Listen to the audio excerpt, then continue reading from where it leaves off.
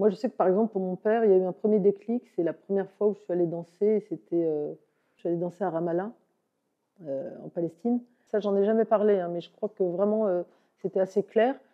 Heu, il s'est dit: «Ah, mais c'est peut-être que la danse a quelque chose d'un peu sérieux, en fait».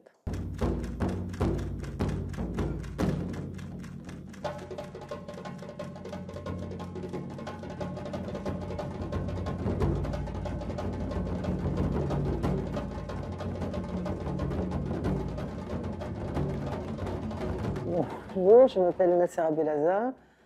Je suis chorégraphe et danseuse. Je suis née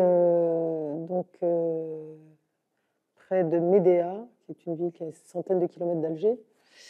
Donc effectivement, pas dans un village, mais dans un hameau, dans les montagnes. C'est la pleine nature, donc sans électricité, sans technologie à cette époque-là. Et je pense que les souvenirs les plus marquants que j'ai eus durant mon enfance, ils ont eu lieu à cet endroit. De vivre comme ça dans la nature, et encore une fois, sans aucune forme de technologie, parce qu'il n'y avait même pas il n'y avait pas la télé, il n'y avait pas la radio, donc les gens se parlaient beaucoup, on vivait la plupart du temps voilà, au rythme de la lumière du jour. Et quand il fait nuit, eh ben, on est plongé dans l'obscurité, on se déplaçait dans l'obscurité. Et tout ça, évidemment, que c'est des stimulateurs d'imaginaire très forts.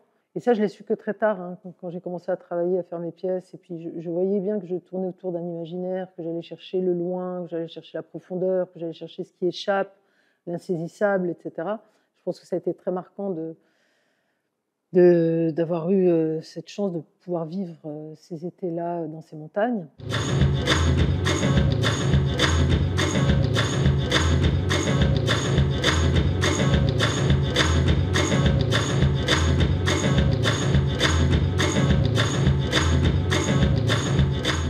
Quand je suis venue en France, enfin quand mes parents sont venus en France, j'avais 5 ans, mais je suis retournée tous les étés, c'est-à-dire 2 mois et demi. On partait la veille le lendemain des fin des classes, et on revenait la veille de la rentrée. Donc c'était vraiment 2 mois et demi en Algérie. Donc ce rapport à l'Algérie, ce va-et-vient, il a été permanent, comme pour beaucoup de familles. Bon, d'autant que l'histoire entre l'Algérie et la France, c'est quand même une histoire très compliquée. C'est-à-dire qu'on a été colonisé par ce pays, et puis ensuite, effectivement, on, on décide d'aller y vivre. Donc il y avait cette double chose, double sentiment aussi chez mes parents qui était très prégnant.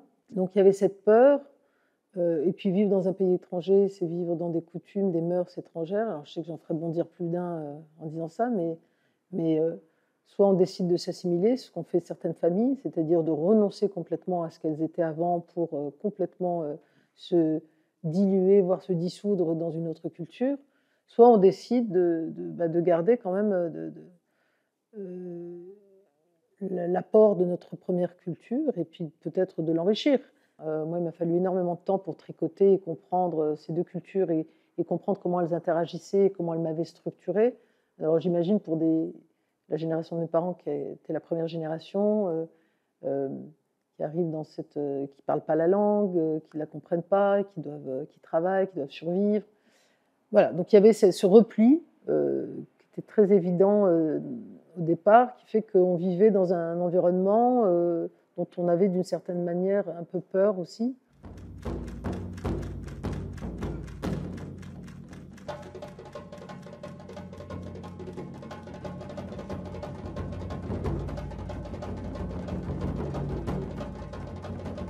Comme on éprouve le besoin de parler, d'utiliser des mots pour s'exprimer et se faire comprendre de l'autre, j'ai commencé à danser. Voilà. C'est un langage en fait. C'est un langage, c'est pas juste. Parce que dès qu'on parle de danse, on a l'impression que ça pourrait être une forme d'exultation ou de, je sais pas, juste se faire plaisir. Non, c'est un langage. C'est vrai que je sentais, d'ailleurs j'ai toujours dit, elle répond à une logique de parole chez moi, la danse, et non pas de mouvement. Et donc je dansais, ne sachant pas ce que j'allais pouvoir en faire, puisque mes parents étaient quand même avec pour projet qu'on étudie et qu'on fasse de longues études, et non pas que j'allais danser en France. Donc je ne savais pas quoi en faire, donc je dansais dans ma chambre, et puis ensuite j'ai dansé dans les enceintes des établissements dans lesquels j'étais, c'est-à-dire au collège j'avais un réfectoire avec un poste, au lycée j'avais une salle de spectacle de 300 places et un super CPE, d'ailleurs que je tiens à saluer, M. Brazzini. Il y a des gens comme ça qui ne savent pas qu'ils peuvent changer le cours d'une vie, hein, vraiment. Bon, j'ai commencé aussi à enseigner dans les MJC, toutes les MJC de la ville où je travaillais à Reims. Donc mes parents disaient: «Elle fait du sport». C'était le mot, parce qu'en fait, c'est le mot qui est tabou, hein, mais je pense qu'il n'est pas tabou, il n'était pas tabou uniquement pour ma famille, mon milieu, mais il a quelque chose, on en parlait récemment dans une rencontre avec des chercheurs, mais il a quelque chose effectivement, qui est énormément chargé, en fait. Et donc il disait: «Elle fait du sport». C'était plus noble que de dire: «Elle fait de la danse». Et puis en pensant que ça allait finir par passer. Moi, je sais que, par exemple, pour mon père, il y a eu un premier déclic. C'est la première fois où je suis allée danser. C'était, je crois, en 98-99. Je suis allée danser à Ramallah, en Palestine.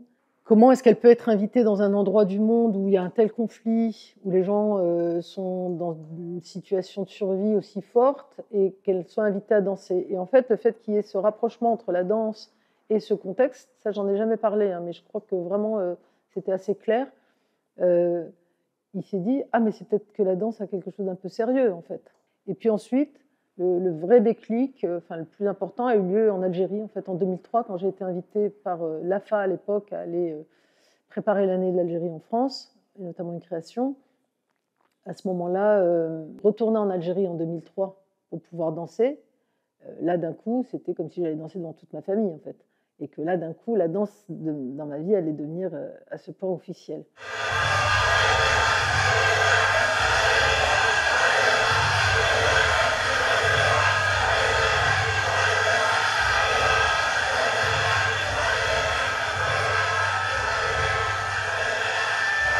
Ben, j'ai commencé à me rendre compte que, voilà, qu'il y avait, certains malentendus. C'est-à-dire que je sentais qu'on cherchait à m'assigner une place, en fait.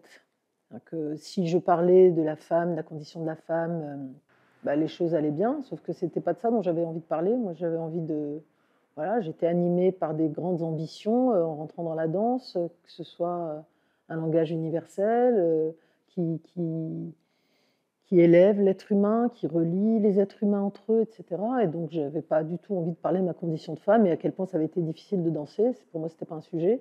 Et je me rends compte quand je pars, je voyage beaucoup à l'étranger, je tourne beaucoup à l'étranger, et je me rends compte que, l'appréhension n'est pas la même.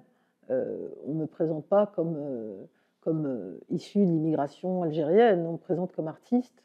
Moi, je fais quand même partie d'une génération où, on a un peu essuyé les plâtres, hein, parce qu'on était, voilà, première génération, enfin la deuxième génération qui commençait à s'infiltrer, dans le milieu artistique. Je ne cherche pas à parler de quelque chose. Je trouve qu'on est déjà, surinformé, sollicité. Moi, j'ai toujours fait ça, et alors aujourd'hui, je trouve que ça a encore plus de sens de faire ce que je fais, c'est-à-dire créer de l'espace vide, créer de l'espace, de la disponibilité qui fait qu'on peut, contempler, imaginer, rêver. Une phrase de Castellucci qui m'a, souvent accompagnée, quand il dit, «Le spectateur idéal, c'est celui qu'on prend par le bras dans la rue et qu'on fait rentrer dans le théâtre, et il ne sait pas ce qu'il va voir, il sait pas ce qu'il», et donc il est dans cet état de disponibilité. C'est tout ce que je demande, moi, au public. Je ne lui demande pas d'avoir une culture chorégraphique. D'ailleurs, ça va le desservir quand il va voir mon travail, parce que ça n'a rien à voir avec la danse comme on l'imagine. Je lui demande d'être disponible.